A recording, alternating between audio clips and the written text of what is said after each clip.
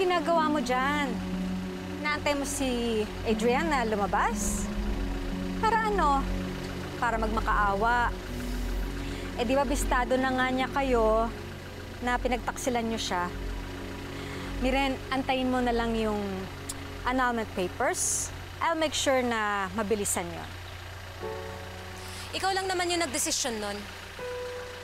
Paano magkakaroon ng annulment kung hindi ako pipirma? Kaya manigas ka. Dahil hindi ko hihiwalayan si Adrian.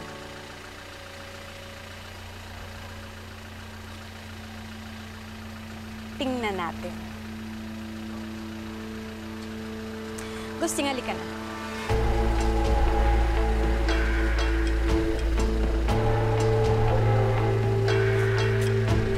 Hayop ka, Hilda.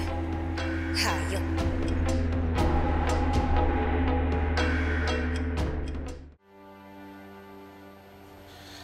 Adrian, aalis ka? Kaya mo na ba? The therapy is doing great. Kaya ko nang hanapin ang asawa ko. Hanapin mo ang asawa mo? Adrian, akala ko ba tapos na to?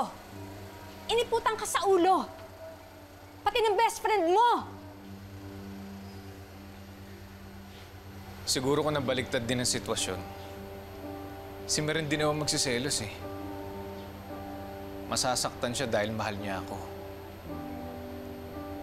Kaya madadala siya ng mga sulsul. At kung ako naman si Meren na walang makakapitan, walang masasandalan para hanapin ang asawa niya,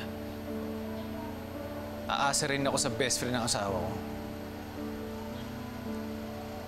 Kaya kung pumalya man ang utak ko, at least, nakapag-isip-isip ako. Sige po, alis na ako. No, Adrian. Ang dapat na ginagawa mo ngayon, pinapakanal mo ang marriage mo.